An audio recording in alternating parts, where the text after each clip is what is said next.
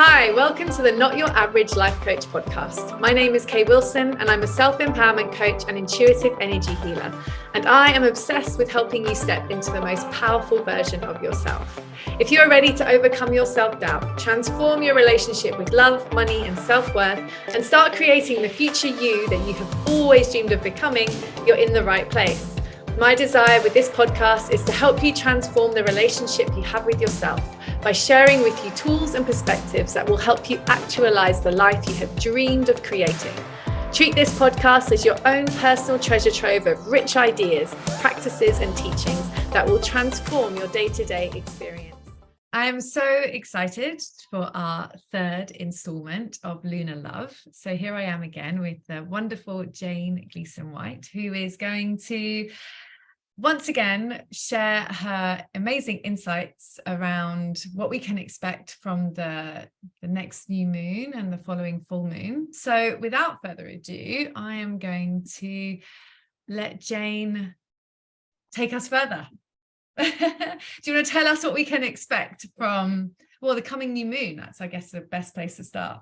Yeah, thank you, Kay. I also wanted to, thank you as well for having me on your podcast to talk about astrology, because I feel it's the perfect medium to have these conversations that introduce astrology into people's lives more gently and conversationally, because it can be a big esoteric subject. So yeah, we have very exciting energy coming up in the next two moons. The new moon in Sagittarius, which is next Thursday, the 24th of November at 9:57 a.m. Sydney time. So that's Australian Eastern Daylight Time. And then the full moon is in Gemini, and that's coming up on Thursday, the 8th of December at 3:08 p.m. in Sydney time. So will I just talk more generally about these two signs, because all these the lunations go together and these two signs are related to each other, so it might be a good idea to introduce these two energies, Sagittarius and Gemini.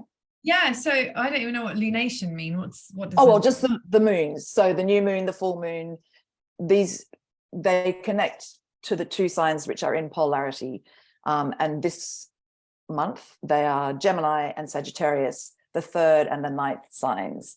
Right. Of the zodiac. So just as we looked at Aries and Taurus last time as the first new bursts of spring, Taurus being the putting down of the roots and creating structure, now we're moving on to Gemini, which is, so we're here, we're arrived, we've got structure. Now we go out into our communities and want information, we want to talk to people, want to find out who else is here. So it's the last in the Northern Hemisphere sign of the spring, and it's a mutable sign, so it's very changeable, fast moving, likes to communicate, likes to talk. So that's the full moon.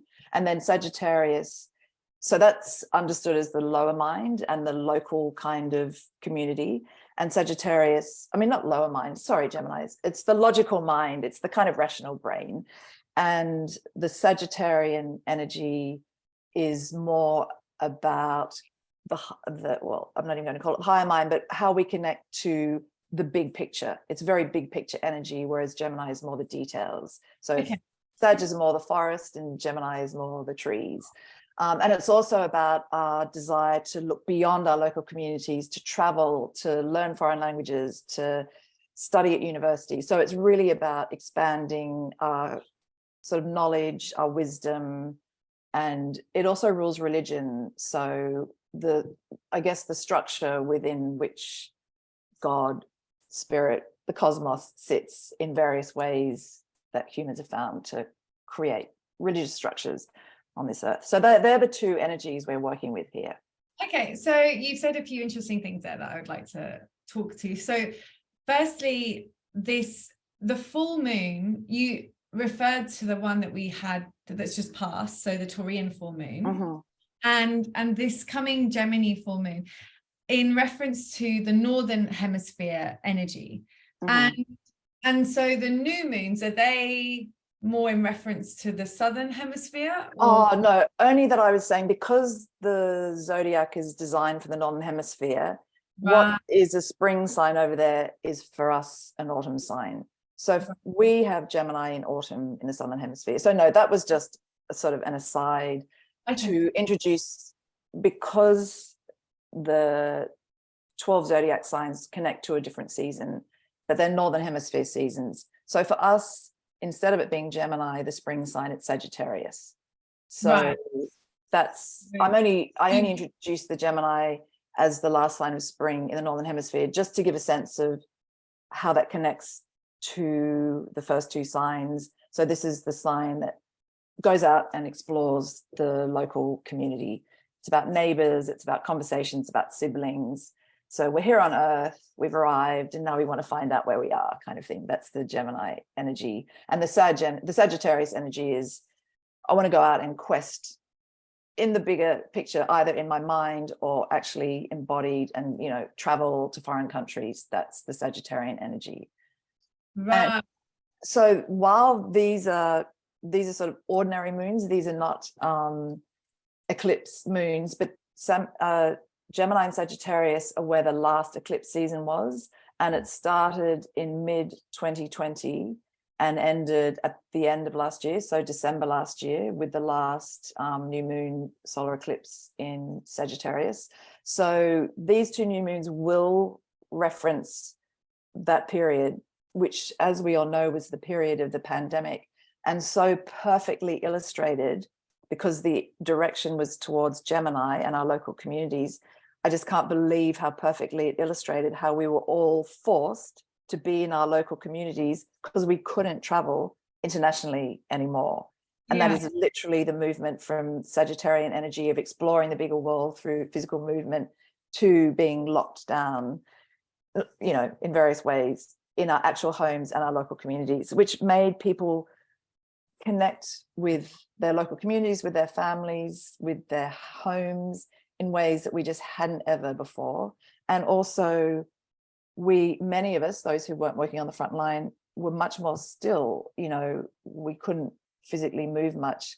And so we went more deeply, I feel, into our spiritual practices, you know, into our connection with spirit, people connected online in new communities. That's so much about the energy of these two moons that we're coming up to, which are so much about deepening our own connection to ourselves as spiritual beings.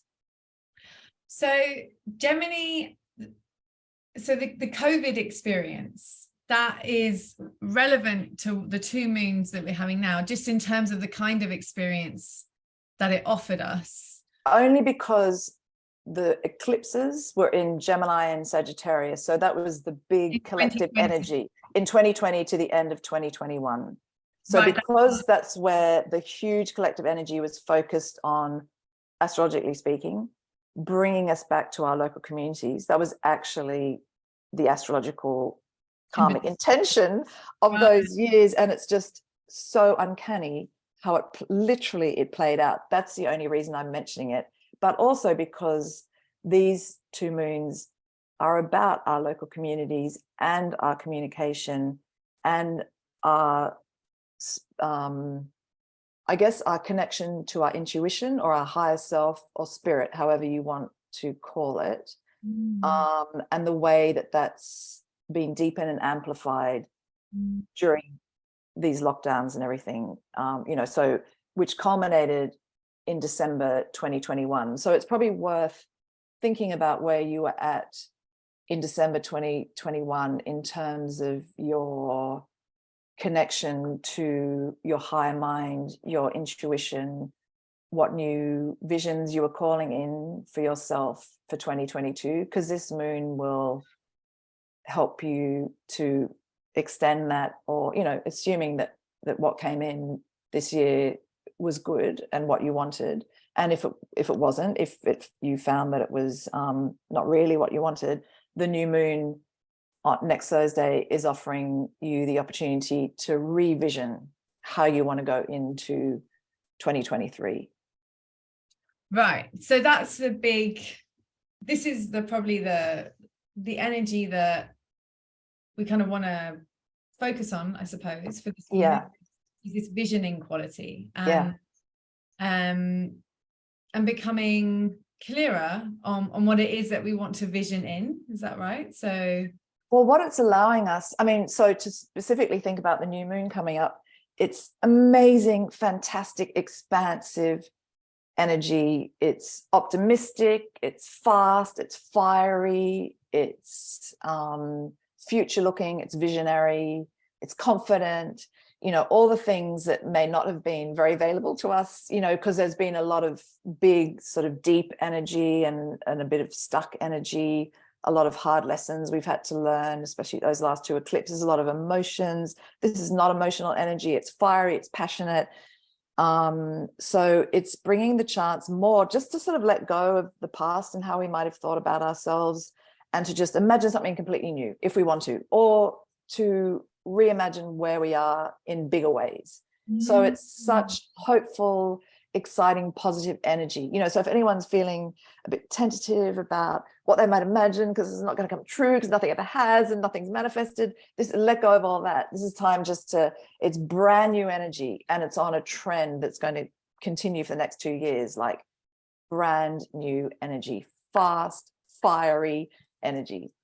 Yeah, and I think you really tapped into a couple of interesting things there, because I think people have been afraid to dream big because they've experienced failure. And I love that you're just saying that, you know, this is a really strong invitation to let that go, because I think and I'm feeling that so strongly myself, we have more support energetically than we've ever experienced. And actually, the more that we can surrender to our heart's desires, our visions that are coming through us, the more we actually allow that support to enable us. I had a very beautiful experience where I was shown that my visions of my future were not for me to then go and make happen. Absolutely.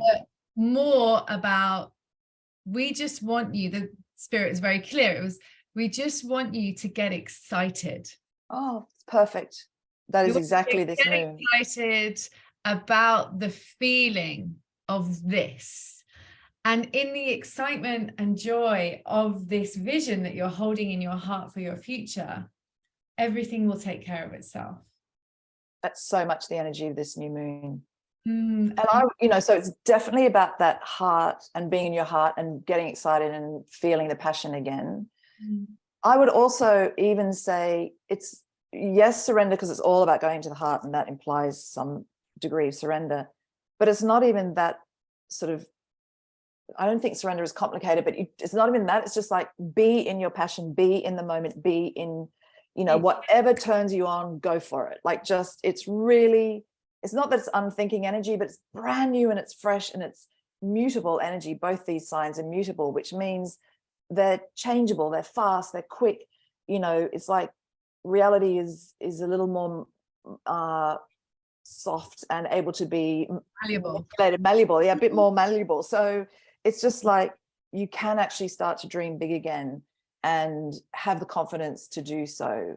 So it's not even, I don't think surrender is complicated, but it's not even at that level. It's just like, go with your fire. Like, it's so fiery. And also another very beautiful thing happening is it's connecting in a way with a lot of our wounded energy that has also been coming up, especially over the eclipse season.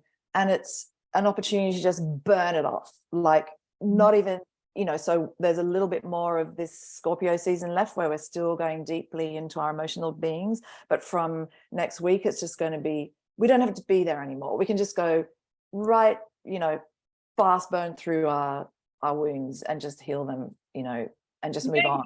Yeah. So there's a lot of, there's still deep energy because we're still being invited to ground deeply into the earth, you know. Okay. But with that, I'm getting a strong sense of spontaneity as well. Excitement, your word about excitement, that's fully what it is. Yeah. And I think it's a good thing to also touch upon, because a lot of people, you know, we're so conditioned for consistency and routine, and if anything kills creativity more, it's having to do the same thing every single day. And I think I want to touch on this because it seems to me that this invitation is really setting us free of that. Absolutely. That sense of onerous energy, which Totally. is, It's not onerous energy at all. No, and actually, maybe seeing this from a very explorative, like really giving yourself the liberty to dive deeply into things that have all, the amount I'm not even dive deeply, just it's like an arrow. It's like go. follow that arrow. Like yeah. So no more. I mean, so we are still grounding. There is deep energy, but it's not even about deep diving. Sorry to interrupt there, but the symbol of Sagittarius is an arrow, and it's upward pointing, and it's just like shooting out. Yes, absolutely explorative. Yeah, okay, good. But we can dream big out here now. It's all a lot of the energy that's been more inward focused and revisioning ourselves inwardly and restructuring ourselves inwardly. Now it's coming out into the world, Oh, I resonate with that deeply. I think, and a lot of conversations I've been having with clients has been along those lines. And actually there's been a lot of people feeling like they're not clear on where they're going. And I think this feels like, don't worry about that. Totally. Don't worry about the overall arc of your arrow. Just let it fire off. And I mean, because we can set it to an intention, to a future. So do worry about it. That is exactly the energy, because it is, have that big dream and put it out there in the future, pin it there and go for it. Sort of thing. I'm not even pin it there, but yeah, it's also very mutable. So it's not about fixing it. I mean, this is a perfect time. I think it's Pam Gregory, this amazing British astrologer, who's not only a master astrologer of 4 decades experience, but is also the most incredible spiritual leader at the moment. She has a video on this new moon, and for me, she puts it so beautifully. So for those who are interested, I'd definitely follow up with Pam Gregory's video, but also just to put her message briefly, the way that she's feeling this energy, which is so new, so mutable, so much dynamic energy, is that we no longer have to define ourselves in terms of what we've been, in terms of our work, in terms of our relationships, in terms of, whatever has been the past, which is so much, I feel, the weight that we bring, that sort of heaviness that you mentioned, we have to do this, it's these responsibilities, whatever. It's not that we let go of those responsibilities, but we are unique individual selves in our own spiritual sovereignty and our own vision for our lives. And now this is an opportunity to imagine ourselves in terms of our future self. And it's all about the energy, as you said, like excitement or joy or love. Like, what energy do you want to be feeling every day for, towards the end of the year, next year onwards?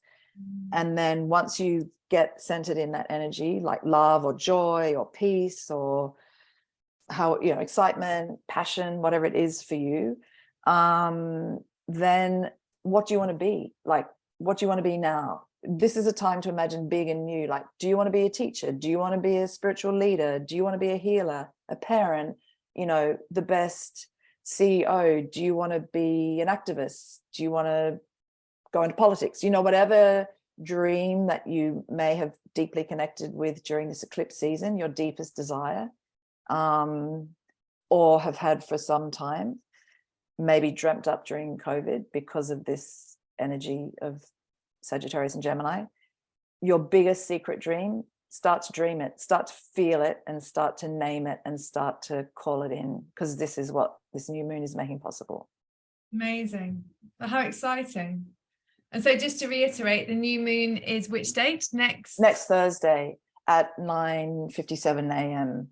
So yeah, it's really a good moment to set an intention around what you want to create and this new energy that you want to feel. I mean, as you've implied, Kay, and as Pam Gregory and a lot of other spiritual leaders put it and make very clear, and I felt the truth of this, if you can feel the feeling, then that's like almost your portal into the new place, because it's so much about heart energy and this moment. So we're still in the energy of what I was speaking about over this period, and we'll continue to for the next 3 videos. We're still in this move from releasing toxic relationships, releasing toxic old narratives and patterns, and just going into our heart, into the simplicity of our heart, into our autonomy, into building our self-worth and value from within, grounding deeply into the earth, you know. So still always, despite all this fast, exciting energy taking us out into the world, still always like take off your shoes, walk on the earth, walk on the beach, be on the earth, because that's where we need to be rooted for all this exciting new stuff to come in. It's really powerful opportunity to a lot of what you're saying in terms of, you know, going in to really connect with the dream that you might have been fostering or aware of. And I think it's such a powerful lesson in manifestation, which we've all become so obsessed with over the last couple of years, because I think what we're really being invited to connect with is our quantum nature, which, you know, we are so conditioned to look outside of ourselves for everything. And actually what astrology seems to be continually inviting us to do is just turn in, look within yourself for the answers.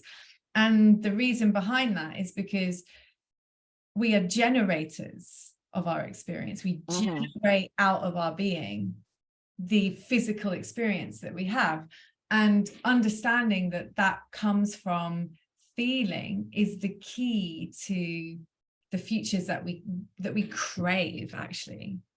And so the reason I call it quantum is because everything we experience outside of ourselves is based on a Newtonian reality, you know, gravity-led physical experience, tangible experience.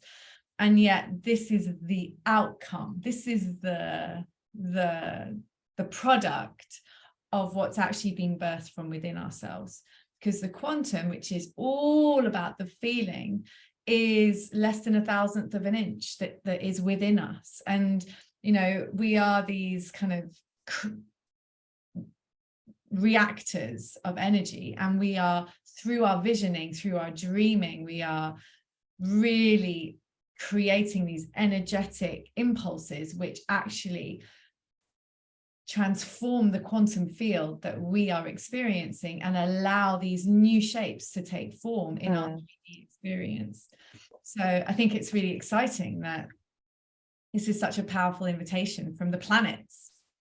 Absolutely. And I would say in terms of this new moon, we're not so much the reactors of the energy, but the generators of the energy. You know, that's this fire, like it's our heart, it's our passion, it's our fire. But yeah, I mean, that's absolutely what this moon is about. And it's so the downside or the possible dangers of all this passion and all this drive and all this expansiveness and forward movement is we may go too big and get, you know, ahead of ourselves, or, you know, there's the possibility of, you know, overinflation and over, you know, getting like too big for ourselves, because it's Jupiter energy and it's expansive and enthusiastic, and but the way to kind of modify that, or just to keep it in proportion to, you know, to what is possible to manifest, is to do exactly what you said, just to keep going inward and checking in with our hearts, and just, you know, simplifying and not getting overinflated, you know, not going out of control. And the other beautiful thing about the new moon is it's an opportunity to make new connections, like with friends or work people, or, you know, so the new people who might come into your life in order to be with you on whatever new path you're creating, or whatever new vision of yourself you're creating. So you can also invite that sort of energy into, you know, to make new connections to help you on into this new life that you might envision, you know. And it doesn't even have to be a whole new thing. It can just be your current life at a more exciting, more passionate, you know, better feeling, more love-centered manifestation, you know. So it's not as if we have to ditch the old, but we just don't have to define ourselves in its limiting terms anymore. Right. Just expansion. Yeah. Yeah. But also just faith, hope, passion. Really, I feel, as you've said, among your clients, and I feel in myself and my friends, you know, this whole last 2 years have really sort of restricted us in so many different ways. And that energy is still there a bit until the end of the year, that kind of forcing us in on ourselves, forcing us to change and go deep within ourselves. That's still around at these two moons, which is really saying you still have to do the work. You still have to get real about where you are in your heart and sort of the changes that have been manifesting, so it's still, that's still there. But it's waning, it's lightening up. Yeah. Amazing. Well, it sounds like we've got a lot to look forward to. I should think, would it be fair to say that some of us might be feeling that already? Yeah, because we're moving into Sagittarius season and the planets are starting to move direct, and it's all beginning to sort of loosen up now. I mean, Scorpio season doesn't end till next week, but definitely there's new energy coming in. And as I said, this is a kind of really a clear kind of shift in the energy, which is going to be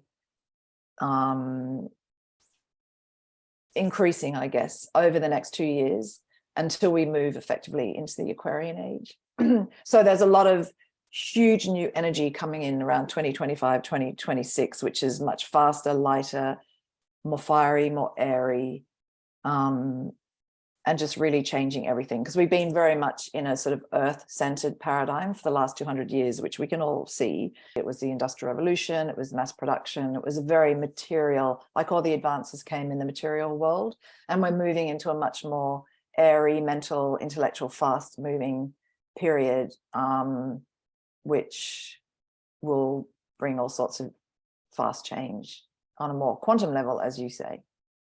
Is it right that it's a more spiritual, heart-led space too, or not?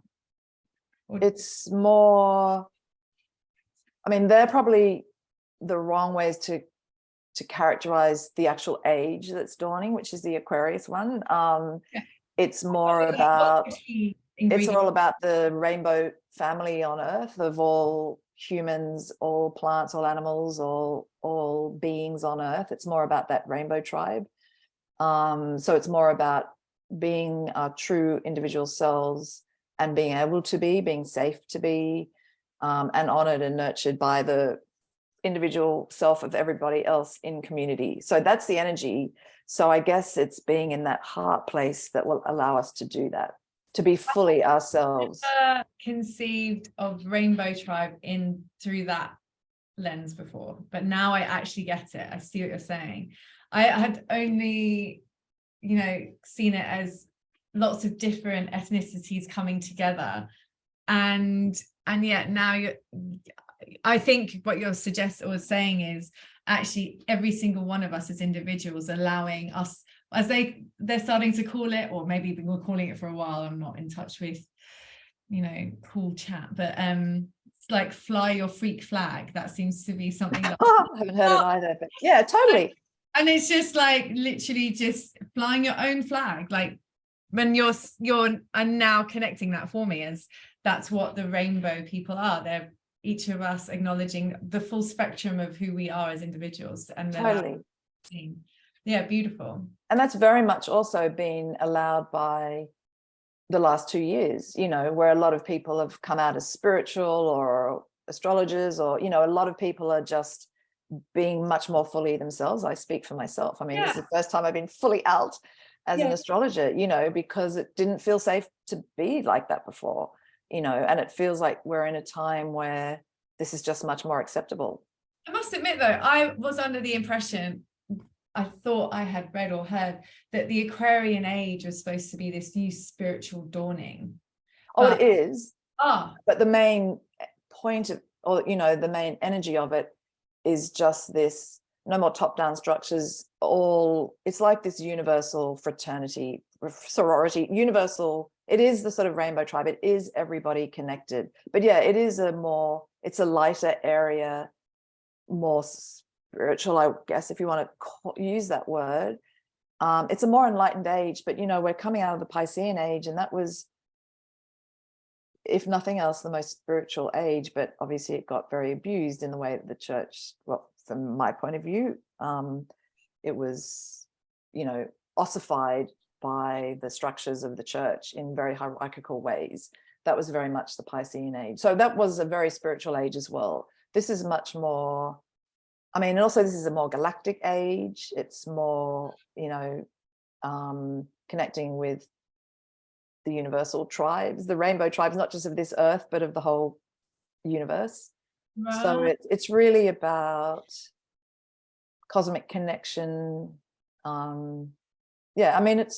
It's not that it's not spiritual, but I'd say the word spiritual is almost like the signature of the Piscean age that we're moving out of. Right. Okay. That's interesting. Okay. And but it's hugely rooted in the heart. If the sort of shadow side underbelly of the Piscean age was Virgo, which was the Virgin, we don't have to look far to find a significant Virgin in the Christian era. The other side of the Aquarian age is individual autonomy, passion, the heart, fire, the sun, solar energy. So our individual creativity, our individual souls are what will be fueling this global connection of all beings, and just not human, as I said. Definitely plants and animals are fully there, and rocks and this is what we're moving into. Yeah, this is what we're moving into. So as the energy sort of loosens up and becomes faster, more fiery, more airy, we're moving into that. It's when Pluto goes into Aquarius, to put it in astrological terms, and I think that begins next year, but it fully happens in end of 2024, 2025. So we're beginning to feel that sort of energy. Perfect. Yeah, so it's and also there's a lot of water as well still to work through, a lot of emotions next year, and water is going to be hugely significant, which in Australia we are learning in ways that are very different from how we've previously learned about water, which was more about scarcity. And so would it be right, what we've just discussed there is on a much higher level in terms of versus month by month moon experiences? Yeah, so this is more where the energy is shifting to on the big sort of cosmic scale and the collective. But the reason that I mention it now is because this new moon in Sagittarius next Thursday is the beginning of creating this, so we're beginning to feel this new dynamic energy, this new fast energy. As we all know, it's been pretty slow, pretty stuck, pretty, home base. We've been very restricted in what we can do, but it's been for a reason, to teach us to go deeper into ourselves, to be more heart connected, which is more connected to our intuition. And a lot of amazing things have come out of these 2 years, as I think most people feel in their personal lives as well as in the collective. So we've done a lot of hard yards and maybe been a little bit dispirited, but this is the beginning of feeling more hope and opportunity and optimism. Not opportunism, but optimism. Yeah, so it's a small but very significant shift. And you mentioned that we're coming out of the Scorpio season, and we obviously had the new moon in Scorpio at the end of October. Yeah. And so is it the energy of the new moon is what creates like a period of experience, which is now going to move into the Sagittarian end season, as you said? Yeah, well, it's more that when the sun moved from Libra into Scorpio in October, that was the beginning of the Scorpio season. So the Scorpio season lasts for as long as the sun is in Scorpio, which is the 24th of October to the 22nd of November. And always the new moon is in the sign of whatever the sun season is. So if we're in the sun season of Scorpio, the new moon is necessarily in Scorpio, because the definition of a new moon is it's right next to the sun. Right. Yes. So it's necessarily in that sign. So we're moving into Sagittarius season next week on the 23rd. And so the new moon that falls on the 24th in Sydney is necessarily in Sagittarius. So the new moon, so the sun is in Sagittarius, so we're going into Sagittarius season, which is this expansive, broad horizons, passionate, questing energy. And so the new moon is going to offer us the opportunity to kind of tap into that energy and set our intentions around what big thing do we want to imagine or envision for ourselves. And so this Sagittarian season will go up presumably until the next moon. Until the beginning of December. And that's when we're coming up to the last full moon of the year, which is the Gemini one, and the new moon in December will be in Capricorn, which is the season that follows Sagittarius. And so that will take us into the energy of the mother-father dyad, which will be very interesting. And I love that it falls around Christmas, that we get to think about fathers and mothers, but that's for next time. And so we got the full moon in Gemini. Yeah. And do you want to tell us more about so we've got this beautiful, big, expansive visioning yourself new moon. And then, as we've explored in the other 2 episodes, we've always got this polarity with the new moon and the full moon energy. And so the full moon energy we've got coming up for this is Gemini, right? Yep. Okay. And so can you tell us a bit more about what we're going to expect with that? Yeah. So, I mean, the reason that it is always opposite where the new moon has been and where the sun is because the definition of a full moon is it's opposite the sun.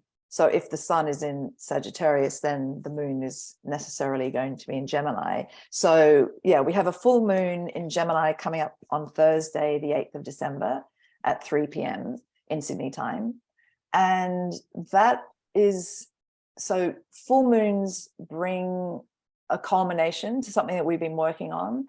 So it may have been something we've been working on for some time, a project that relates to our local communities or our siblings or our words are the way that we communicate with ourselves and with others. So, but more importantly, it will illuminate the ways in which we do communicate. And it's a really charged moon. Again, it's got a bit of fire in it, and it's got Mars energy in it, which is very fast energy. But this energy is still one of the few energies in the planetary sphere right now that's still turned inwards and introverted. So it's like our drive. So it can have a tendency to be frustrated, this energy. And because it's in Gemini and next to the full moon, which is amplifying everything, there could be the tendency under this full moon to want to say everything immediately. And there's a potential for frustration and anger and explosions of passionate words, not even passionate words, just angry words, really, emotional words. And so one good way of thinking about this full moon is that it's going to illuminate our words and the way we communicate and our local communities, our relationships in our neighborhoods, with the people we live with, our friends. And it's very much about, so it's not an emotional sign, it's an air sign, Gemini.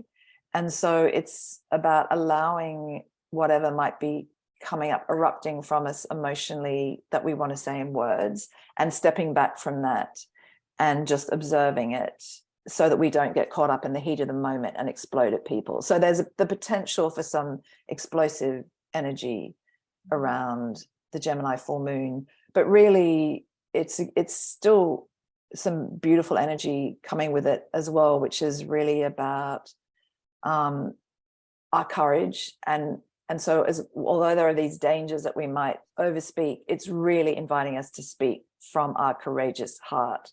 So it's really an empowering energy. And so maybe another way of thinking about it is to speak to ourselves first, or to write something down, or to, play with what we might want to say because it's such introverted energy, before we burst out and say something. Yeah, that's really interesting, because I think it actually makes me think of a few conversations I've had recently with people who have been getting clearer on what it is that they want to vision in, and have felt a level of frustration because they don't know how to, really actively bring it in.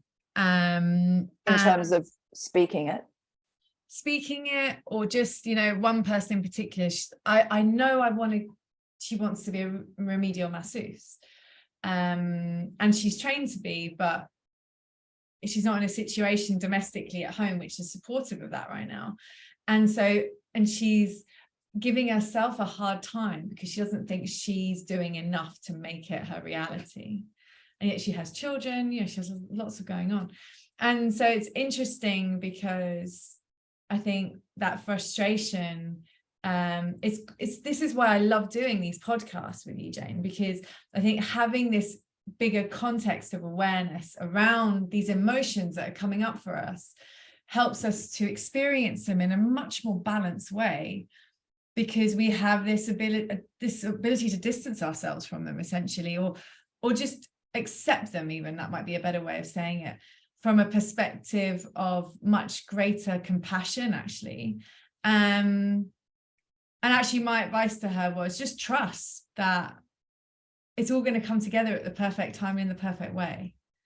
And just, and that, I feel, is still the choice for all of us. It's, slipping back into that old paradigm energy of scarcity, of, oh, I have to, I must, I should, all of that kind of energy, that really restrictive, self-judging energy is still present. And it's just about continually now becoming much more aligned with and clear on, what actually feels right, and just trusting that I'm already doing the work. I'm already, in alignment with who I'm becoming. I know that I'm going to be this massage therapist. I know it. It's not a matter of if, it's just when.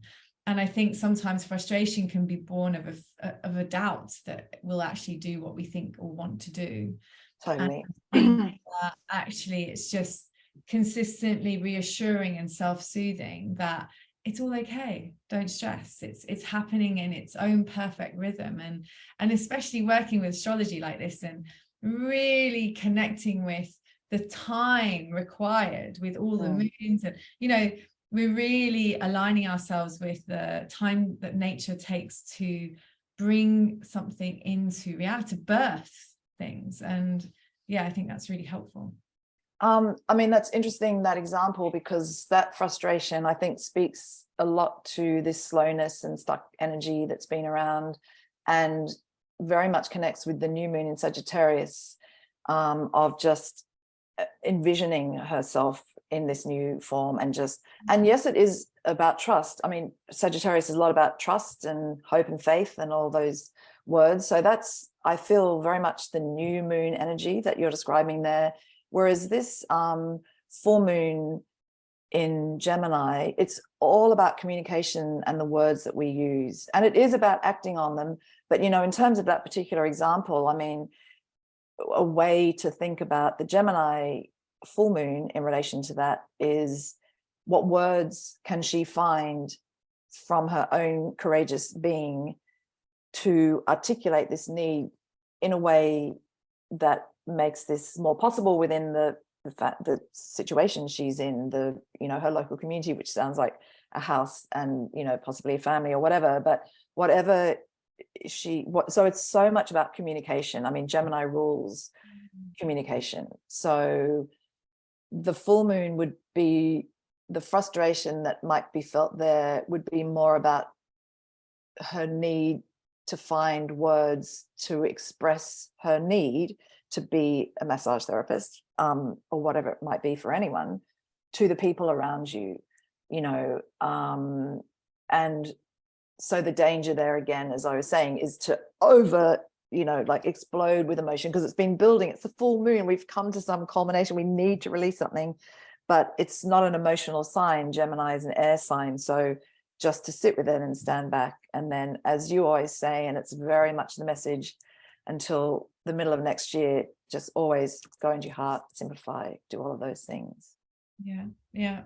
Because I mean, with every single relationship we have, we're constantly being reminded of the relationship that we have with ourselves. And I know from my own experience in, voicing my desire to leave corporate way back in the day to my husband, which was terrifying at the time, all that security I was about to just, and it got to a point where to keep it on the inside was painful. Yes. And that's when you're ready. Absolutely. That's very much full moon your energy. cake is done. You're ready to cut it up and share it.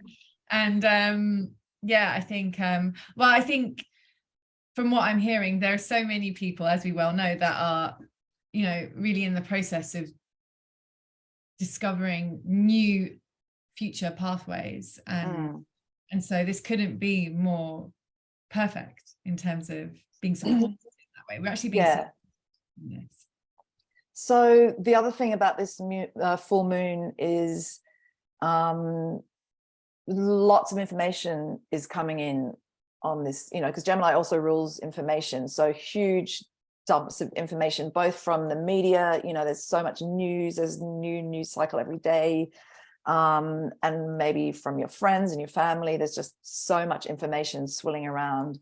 And it can get confusing because there's a little bit of confusion and kind of potential for misinformation and untruths and lies and all that sort of stuff going on at this moon. So again, it's about, stepping into your heart and stepping back a bit and just being cool-headed. It's very much about the rational mind.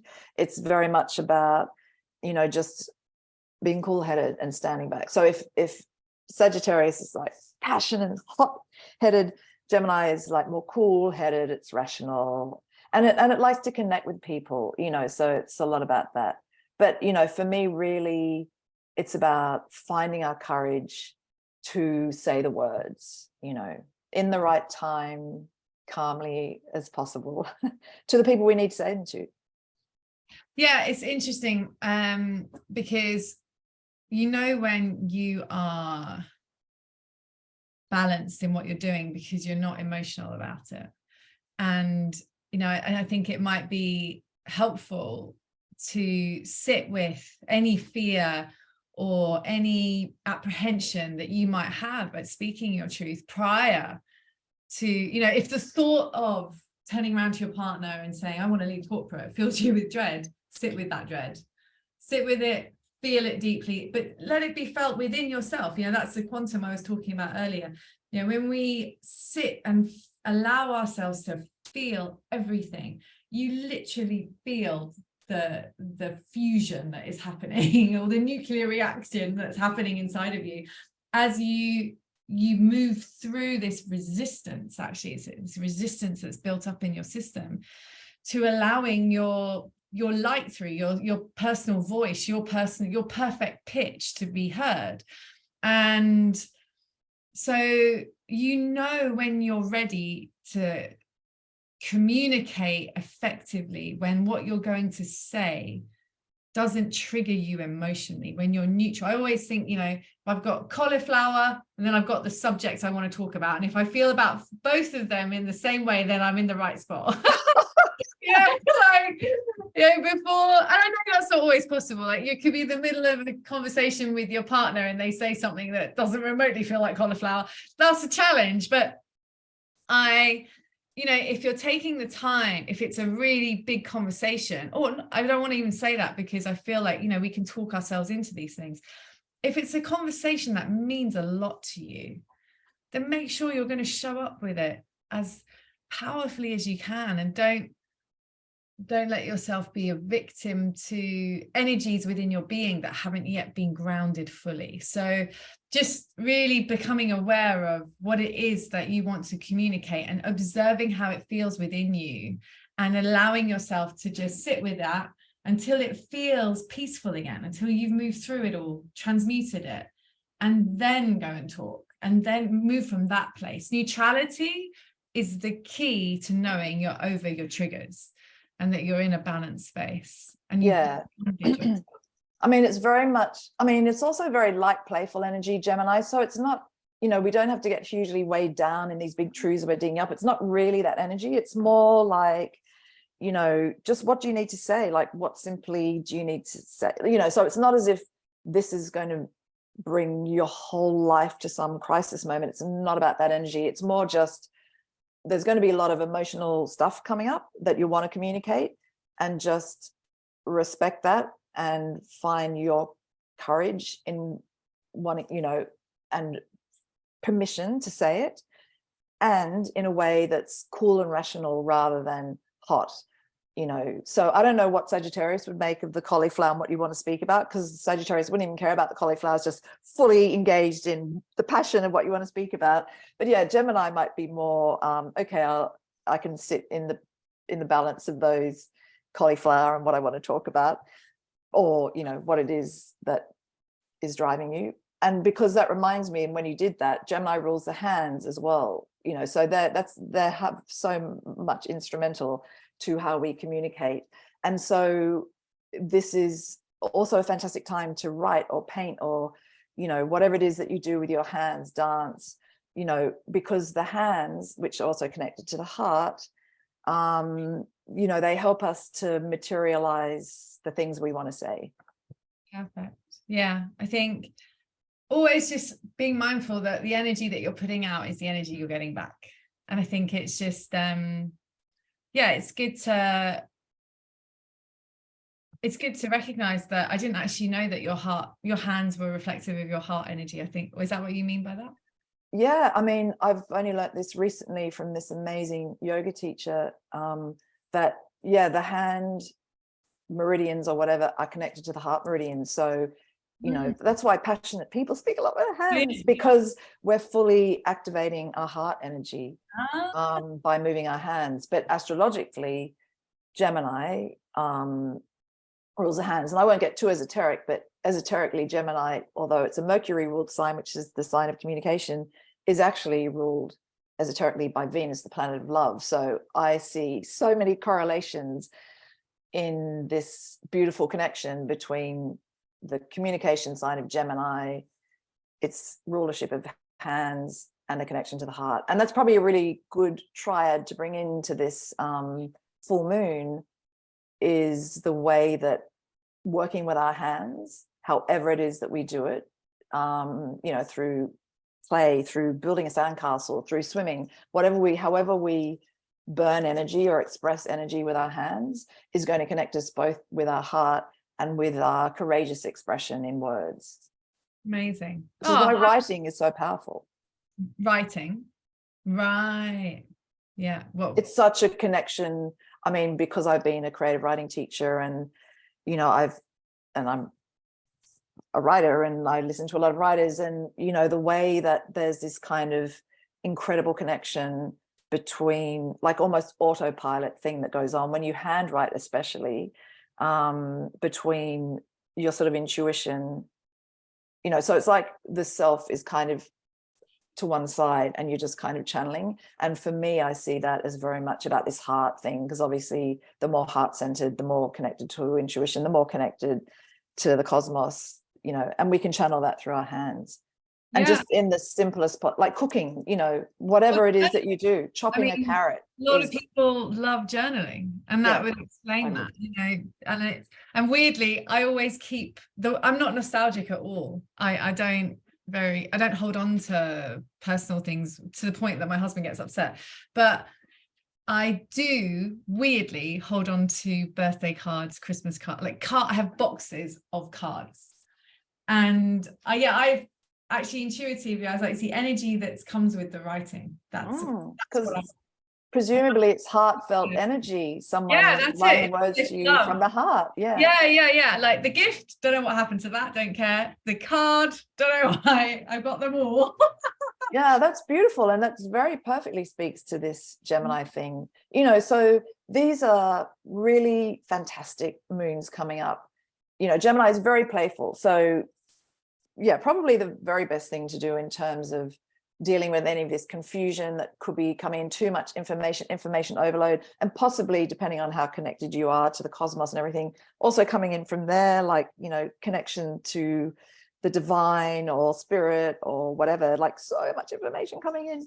So yeah, sit down and write, chop a carrot. Like I think chopping food to cook is very heart connected. Cool. I like that. Good. Yeah. Well, yeah, and it's good to honor your food. You know, the energy you make your food with is the energy that you receive into your body when you eat it. So it's definitely got a lot to do with that. But yeah, anything to do with your local community and people you live with, all of that stuff, that's very Gemini. So yeah, we have fun moons coming up. Yeah, I'm excited to hear that, because I must admit the eclipse season was a little punchy. So yeah, well, as I said, I mean, this is the beginning of a trend to lightening up. Wonderful. Well, on that lovely light note, we will thank you from the bottom of our hearts, Jane, for joining us again and sharing your powerful wisdom. Thank you so much. And thank you all for tuning in and listening. And I hope that this is of service to you. And I hope that you experience a really fun, expansive, and communicative experience over the next month or so. And yeah, if you want to check out some of the upcoming events and offerings that I have, go to www.kwilson.love and or book yourself in for a session, and I would be happy to support you in that way. Sending you lots of love, Jane. Thank you so much for your time. And thank you for holding the space, Kay. And enjoy these moons, everybody. I look forward to tuning back in when we talk about mothers and fathers. Yes, fun stuff just before Christmas. Awesome. Okay. Goodbye, everybody, and speak to you soon. Take care. Bye-bye.